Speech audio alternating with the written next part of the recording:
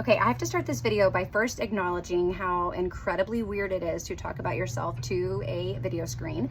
But now that that's out of the way, I want to tell you a little bit about myself, because if you found your way to my channel, I want you to know that you're not listening to someone who's just winging it, but somebody who has a background in education and child development. So you can trust that the things I'm saying are research-based, and everything that I've ever done in my career has always been with the child in mind. And that's partly why I'm calling my approach to education child-centered education, because I began my career as a child-centered play therapist, and pretty much everything I've done since then in my career for 24 years, I guess, has been child-centered. So who am I? Who is Chelsea Vail? And what is Epoch? So let's see, I have a child development degree from North Texas, and that is where I studied child-centered play therapy, which is an Adlerian approach to play therapy created by Dr. Gary Landreth. Bow down, he's kind of amazing. I love him still. And then I went on to complete a master's degree in professional counseling from Texas State. And from there I thought, wouldn't it be fun to be a school counselor? And so to be a school counselor, you have to teach for a few years. So I taught in the public school while having a private practice in Austin, Texas. And in my time in the school, and also in my time in private practice, working with a variety of different ages and stages of children, I realized that there is a massive problem, not just in homes, but also in schools.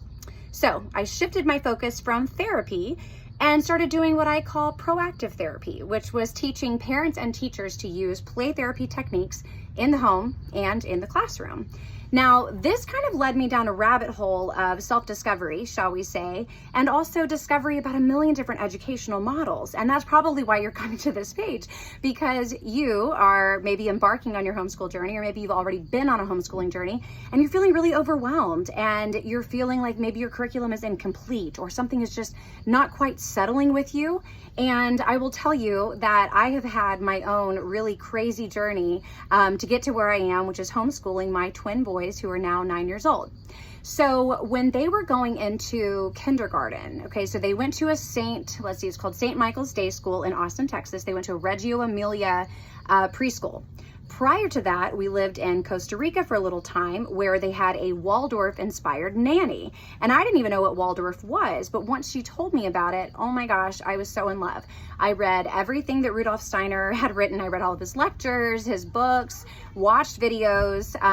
I did my own exploration of Waldorf education by visiting Waldorf schools, really became fascinated by the Waldorf model. I've never been a huge fan of Montessori. That will be talked about in a whole other video.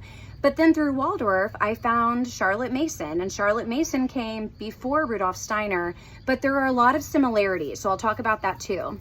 But when my children were entering kindergarten, they went to the Austin Waldorf School for just a couple of days, and it just was not a fit. No dig at the Austin Waldorf School. I think they do fabulous things, and I think they meet the needs of a variety of children, but it wasn't a fit for my children. And we moved to Bend, Oregon, and we went to the Waldorf school there for a little while, and that also wasn't quite a fit. And I couldn't figure out, what is it that I want? What is it that will meet the needs of my children? I know what I'll do. I'll just start my own school. And it was a little ironic to me that I kept telling myself, I'm not enough for my children. I can't really be their teacher. So I'll start a school and I'll hire a teacher and sort of outsource my children's education, even though I seem to have a very particular way of educating them and childhood experiences that I want for them, but I'm still going to outsource it. So if this is resonating with you, if this kind of sounds familiar to your path, or if you yourself are wondering, should I hire a teacher? Should I hire a nanny? Should I find a co-op? We're always looking to outsource our parenting, and definitely outsourcing our children's education, because that's what's always been done, right? At least in our childhood and our parents' childhood, they all went to school. So outsourcing education seems fairly normal. Homeschooling seems kind of weird if you're my age, because let's face it, the homeschool kids when we were growing up were kind of weird, right? They were lacking in socialization. They were lacking in a lot of maybe athletic abilities, because there were not very many options as there are now. And we find ourselves saying, I can't do it, right? That's why you're on this video. I know that you are, okay? And through that, I started a school called Epoch. And Epoch is the term used by Rudolf Steiner to describe the 7 epochs or epochs, however you want to say it, that a child goes through over the first 21 years of life. And you're like, 21 years?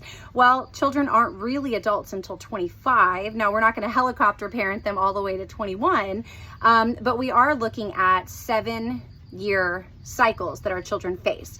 And when I looked up what epoch actually means, it just translates to a significant time period. What's more significant than childhood, right?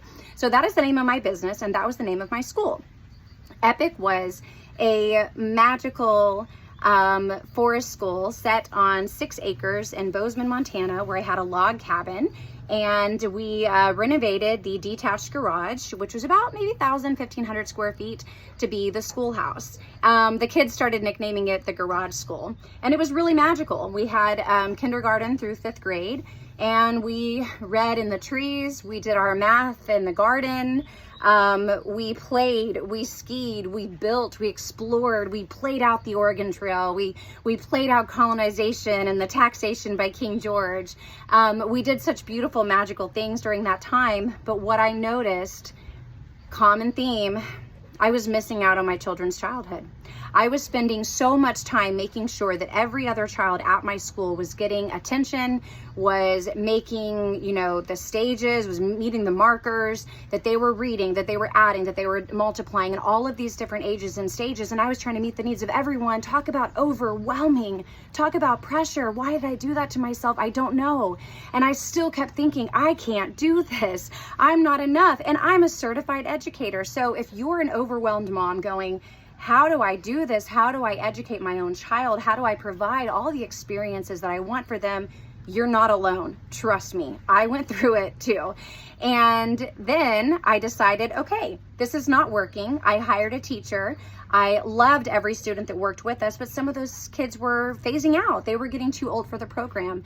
And it became daunting to me to imagine starting a whole new school year with a whole new crop of kids and wondering if the dynamics were going to meld as well as they did the first time. And so we made the very hard, bittersweet decision to close the school and move on to the next chapter of our life. And trust me, there were ugly tears. Like, I still cringe looking back at that last day of school where I was, because I love those kids so much. And I couldn't even imagine, like, we had just sold the house.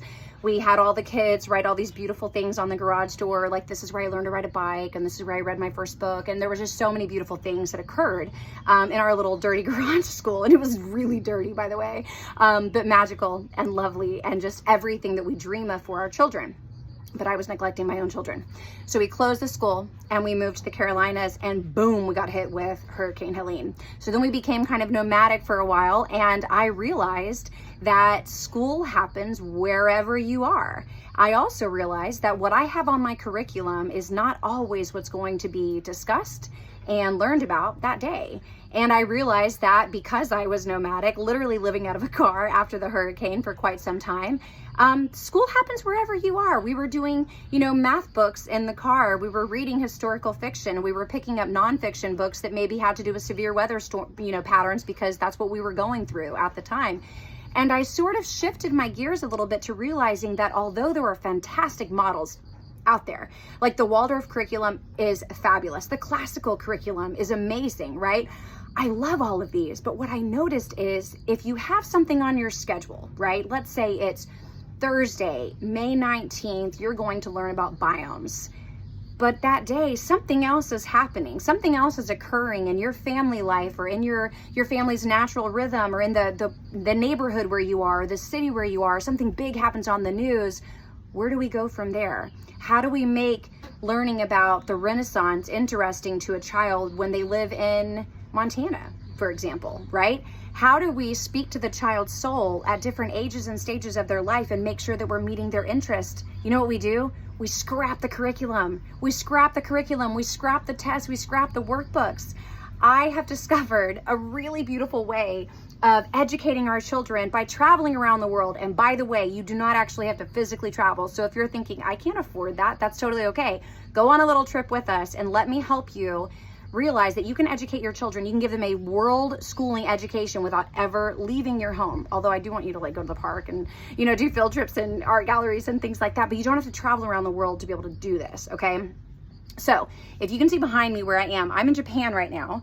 And this first started when I was teaching the kids about Greece and Greek mythology. And my partner decided, why don't we take the kids to Greece? And I went, okay, cool. So then I did a whole curriculum on Greek warfare and Sparta and Athens and the Greek mythology and the architecture and the art and the music. And then at the same time, my other son was really interested in Harry Potter, and he was reading all the Roald Dahl books, and we read Winnie the Pooh when they were kids, and we love the Proverbs. And then we were like, well, why don't we also go to London? So we did a trip to London and Greece, and I realized how the kids just came alive. They connected with the castles and the art and the museum. They knew the Shakespeare quotes that they were seeing, kind of scattered around the city. They were fascinated by the architecture in a way that I never was as a child, because it didn't resonate with me, because I never really learned about it. Same thing happened in Greece. My 8-year-old son is running around the Acropolis and Knossos Palace and sharing all of this information with us because he was there, and it was cemented in his mind what he was learning,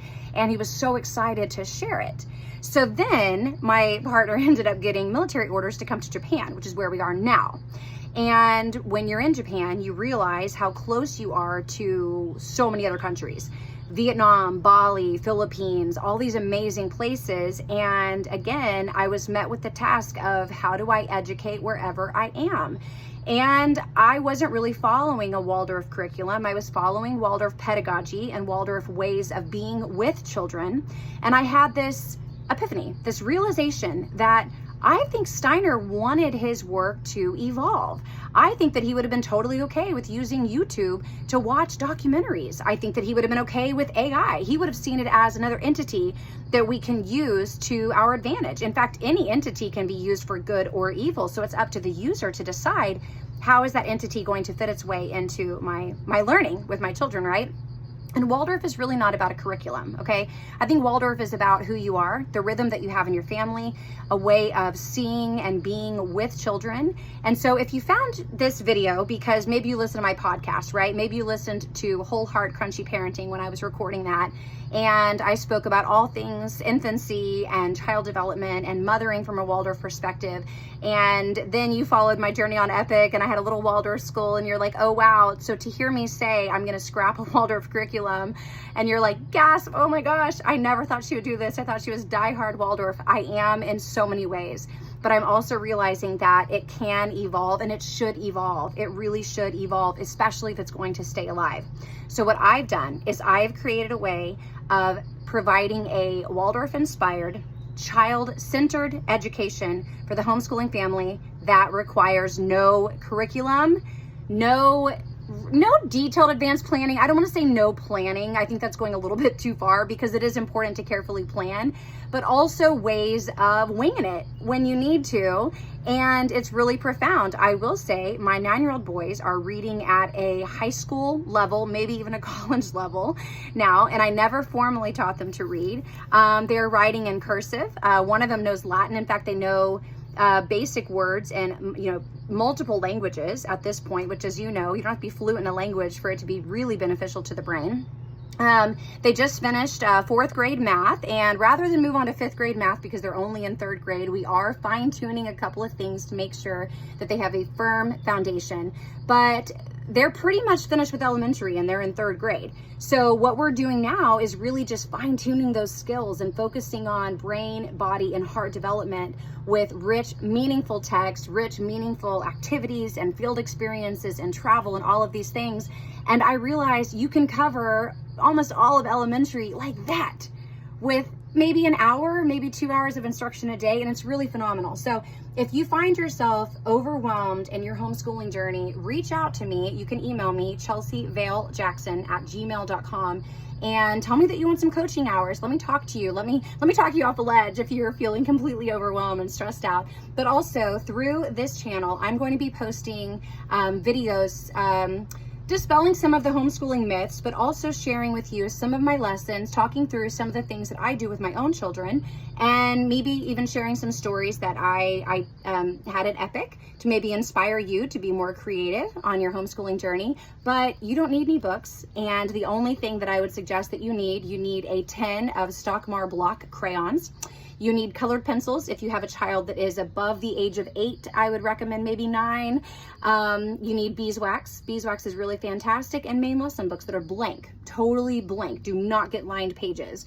It really kind of hinders creativity. So a blank page main lesson notebook, a tin of stock mark crayons, colored pencils, and freshly sharpened pencils. Don't you love the way they smell? That's all you need. And a library card, I would say. And beyond that, the world is yours. And I strongly encourage you to not give up, Mama. Do not feel overwhelmed. We can do this together. And I think that you will be floored at how you're teaching your child every day, all day, wherever you are. And they're getting a meaningful, deep, rich education. It's gonna be what you desire for them. So I'm going to give you a little bit of homework. Even though I'm an anti-homework mom, I am going to give you homework. What I want you to do before you dive into any other resources, any other videos, is I want you to write down your goals for your child as a human. Okay, Charlotte Mason says we are born persons, right?